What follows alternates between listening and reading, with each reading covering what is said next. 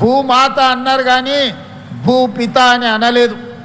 మన సంస్కృతి సాంప్రదాయంలో మహిళకు ఆడబిడ్డకు ఉన్న ప్రత్యేకమైన గుర్తింపు, వాళ్ళ శక్తి శ్రీమతి ఇందిరాగాంధీ గారి ప్రపంచానికి చాటి చెప్పిండ్రు. మొట్టమొదటి భారతీయ మహిళా ప్రధానమంత్రిగా ప్రపంచ దేశాల ముందు ఐరన్ లేడీగా నిలబడి యుద్ధంలో పాకిస్తాన్ను ఓడించడమే కాదు, పాకిస్తాన్ని 2 ముక్కలు చేసి బంగ్లాదేశ్ అనే కొత్త దేశాన్ని సృష్టించగలిగిన ఉక్కు మహిళ, గొప్ప నేత శ్రీమతి ఇందిరాగాంధీ గారు.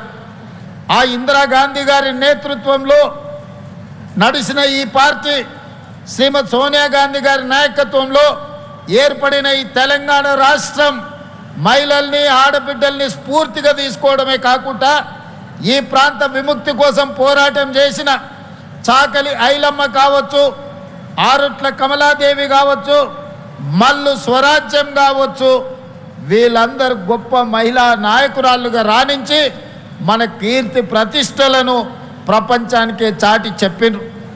ఆనాడు అమెరికాలో ఓటు హక్కు మహిళకు రావడానికి 100 సంవత్సరాలు కొట్లాడాల్సిన పరిస్థితి వచ్చింది. కానీ స్వతంత్రం వచ్చిన ఎంబడే పురుషులతో పాటు సమానంగా మహిళలకు ఓటు హక్కు ఇచ్చి ఈ ప్రభుత్వాన్ని ఎన్నుకునే అధికారం ఆడబిడ్డల చేతుల్లో పెట్టిన పార్టీ ప్రభుత్వం కాంగ్రెస్ పార్టీ. పండిత్ జవహర్లాల్ నెహ్రూ గారు అని ఈనాడు మనం చెప్పుకోవాల్సిన అవసరం ఉన్నది. ఇవాళ ఆడబిడ్డలకున్న ఓటు హక్కు ఆనాడు పండిత్ జవహర్లాల్ నెహ్రూ గారు ఇచ్చింది. ఇవాళ గొప్పగా అభివృద్ధి చెందిన దేశం అని చెప్పుకున్న అమెరికాలో ఆడబిడ్డలకు ఓటు హక్కు కొన్ని 100 సంవత్సరాలు లేదు. కొట్లాడంగా వాళ్ళకు వచ్చింది. కానీ అడక్క ముందే ఆడబిడ్డకు ఆనాడు పండిత్ జవహర్లాల్ నెహ్రూ గారు ఆడబిడ్డకు ఓటు హక్కు ఇచ్చిండు. ఓటునే ఆయుధంగా మార్చి ఎన్నికలలో పాల్గొని ఈ దేశానికి మొట్టమొదటి మహిళా రాష్ట్రపతిగా ఆనాడు కాంగ్రెస్ పార్టీ నియమించింది. మొట్టమొదటి రాష్ట్ర ముఖ్యమంత్రులుగా, ఈ దేశ ప్రధానమంత్రిగా, హైకోర్టు చీఫ్ జడ్జెస్గా, ప్రతి దగ్గర పార్టీ అధ్యక్షురాలుగా ఈనాడు కాంగ్రెస్ పార్టీ మహిళలకు సముచితమైన స్థానాన్ని ఇచ్చి మహిళల్ని గౌరవించింది. ఈనాడు అధికారంలో ఉన్న పార్టీలు ఏనాడైనా ఒక మహిళను వాళ్ళ పార్టీ అధ్యక్షురాలుగా నియమించుకున్నారా? వాళ్ళ ఆలోచన వచ్చిందా? ఈనాడు కేంద్రంలో ఉన్న అధికారంలో ఉన్న పార్టీ దాదాపుగా 40-45 సంవత్సరాల 50 ఏళ్ళు కానికి వస్తుంది. ఆ పార్టీ పెట్టి 45-50 సంవత్సరాలల్లా ఒక్కనాడైన వాళ్ళ పార్టీ అధ్యక్షురాలుగా ఒక ఆడబిడ్డను, ఒక మహిళను పెట్టాలని ఆలోచన చేసినరా? లేదా ఈ రాష్ట్రంలో 10 ఏళ్ళ అధికారంలో ఉన్న పార్టీ వాళ్ళ పార్టీ నాయకత్వమే కాదు, మొదటి 5 సంవత్సరాలు మంత్రివర్గంలో ఒక ఆడబిడ్డ కూడా అవకాశం ఇయ్యలేదు.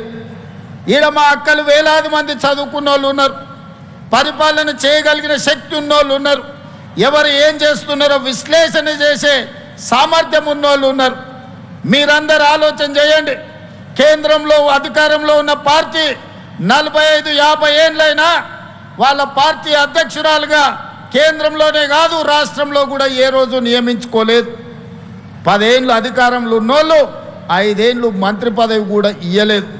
కానీ ఇందిరమ్మ స్ఫూర్తితో, సోనియమ్మ ఆశీర్వాదంతో ప్రజాపాలన ఏర్పడితే మొదటి రోజే ఈరోజు కొండా సురేఖమ్మను, ధనసరి సీతక్కను మంత్రులుగా చేసి పరిపాలనలో భాగస్వాములను చేస్తే ఈరోజు వేలాది మంది ఆడబిడ్డలకు ఈరోజు ప్రయోజనం చేకూరిందా లేదా ఆలోచన చేయండి.